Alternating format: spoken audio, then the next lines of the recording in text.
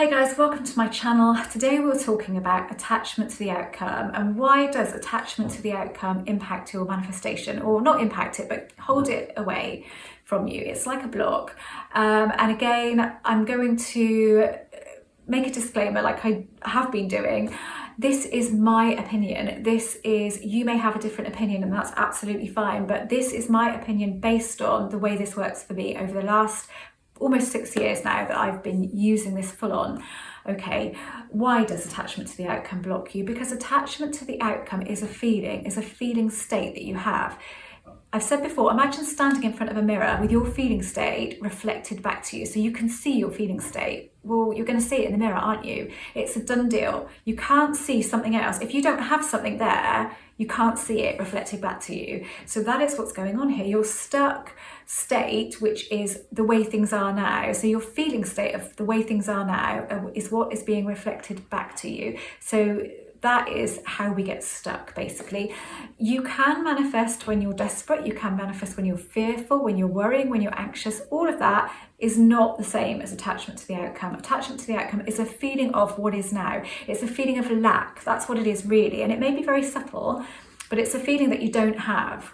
You don't have it yet. You're trying to reach it, trying to reach it, trying to reach it. If you're trying to reach something, you are in a feeling state of not having. So that is all that it is. But don't be put off by that. Don't be freaked out by that or thinking, I can't get rid of that. I feel really, really stuck with that. There are several things that you can do.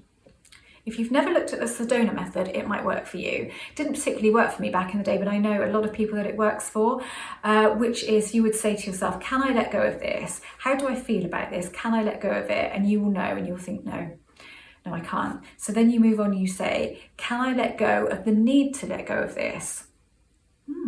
Maybe. So you start sort of breaking that process down. And if your answer then is, no, I can't let go of the need to let go of this, you then say, can I let go of the need? Can I let go of the need for the need to let go of this? And you go back and back and back until you get to a point where you feel, yes, you can. It might sound a bit complicated, but I will leave a link to the something on Amazon that you can look at, the Sedona Method. So you can look at it that way. You could look at your attachment as just being part of the process. It's natural. We all get that to some point.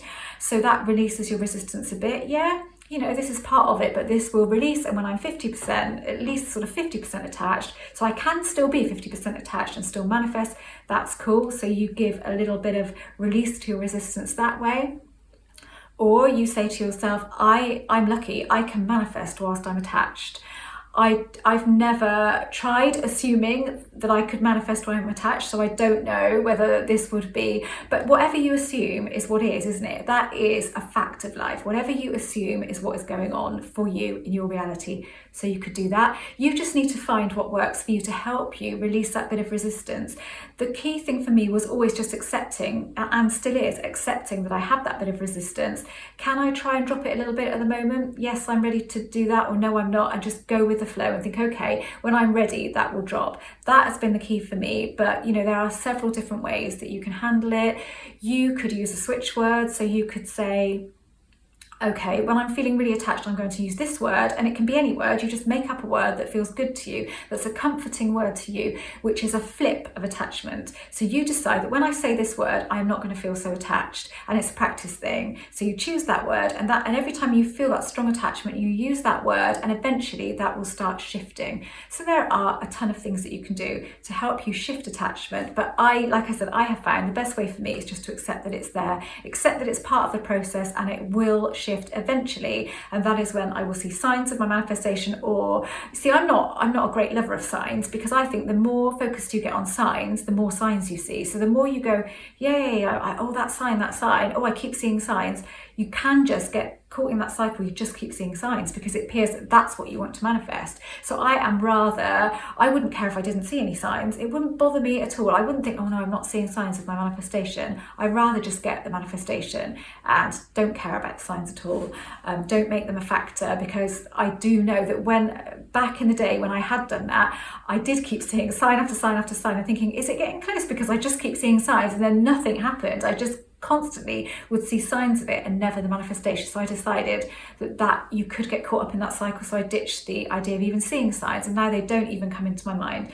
I'm not bothered about them, I don't think about them, they're not a factor for me in my process. But like I said before in my last video, it's all about you and your process. Attachment, you know that you are attached at the moment, you can feel it, you feel that you're stuck, so you've noticed it. That's the key, is to notice these things. As soon as we notice these things, sometimes they sort of decrease naturally because we've noticed them and we've noticed that they are holding us back. Like I've said, imagine it, you're looking in the mirror and that attachment is being reflected back to you. So that I don't have now, I'm trying to reach, is being reflected back to you. So you're just going to see more of I don't have now, I'm trying to reach. The thing is, imagine that you're creating that new reality inside of you. It's not on the outside of you, it's on the inside of you. So you don't need to reach for anything that you've created inside, because it's there. You just need to step aside in order to experience what you've created, that reality that you've created.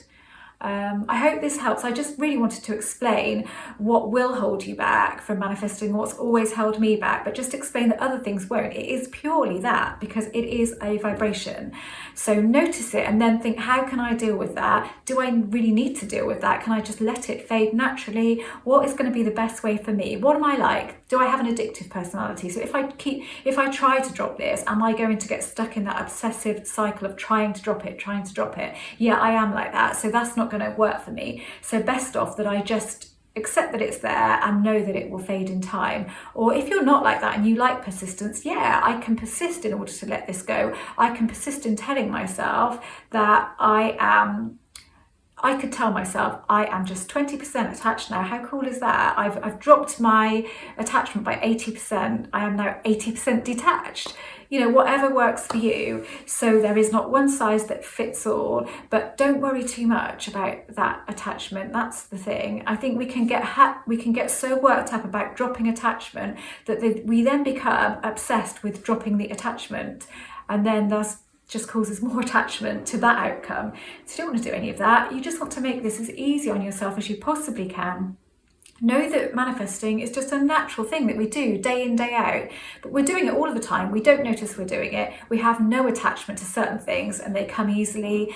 Just to, you know, if I could think to myself, oh, I wish Jeremy would make me a cup of tea or a cup of coffee, and then 5 minutes later, but I'm not kind of trying to manifest it. I'm just thinking that because I'm being lazy and I can't be bothered to get off my ass to do it. And then he appears with a cup of tea or a cup of coffee for me. It's as simple as that. We're not trying to do it, so we don't have that resistance there. As soon as we are trying, we can have that bit of resistance, but that is natural, and even I have that. I've been doing this a long time, but for me it's a case of just accepting that attachment and thinking okay, and noticing it, and then it will drop a bit, and then eventually it will drop to a point. I don't think when you really want something that you ever drop your attachment completely, because then you kind of wouldn't want it, would you? So I wouldn't say I'd ever been 100% detached from things that I really want, but I've still created that, still manifested them. I know a lot of people don't like me saying creating, so, you know, either way, same thing to me. I just use whatever word I fancy using on the day, and it depends what mood I'm in. So there you go. Don't worry too much about your attachment, but that is what it is, and that's why it holds you back, because it's a feeling, it's a state, it's a feeling state, a state of being that holds you where you are, because you are feeling what is now. You are feeling the lack. You are not. You might occasionally, if you can then kick in the feeling of having it every so often to balance that attached feeling, so you feel it as if you have it for 2 minutes a few times a day, then you are balancing that feeling out, and so then you will then start to decrease that feeling naturally by doing that. But again, don't do that too often, because you don't want to then get obsessed with that, because then you will start doing it but feeling the attached state as you're doing it, and that's just no point in doing that. So be easy on yourself, be kind to yourself. That's it, be kind to yourself. Don't be harsh on yourself. Just, you know, find your way and go with that. Right, I hope this helps, and if you don't know anything about me, I'm an author and I'm a writer.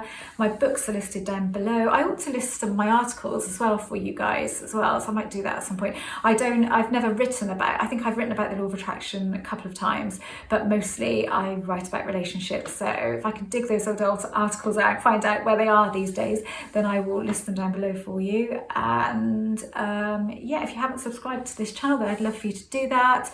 I also offer Zoom coaching via my website. Just ask me my availability and I'll sort something out with you. Always check your local time, because obviously A lot of my clients are in the UK, but a lot of you coaching clients are just all over the place. So if you're in Australia or New Zealand, this becomes quite tricky, but I do generally really try and make that work for you, but those times can be a bit tricky. Anyway, thanks for watching, and I'd love to see you again at some point.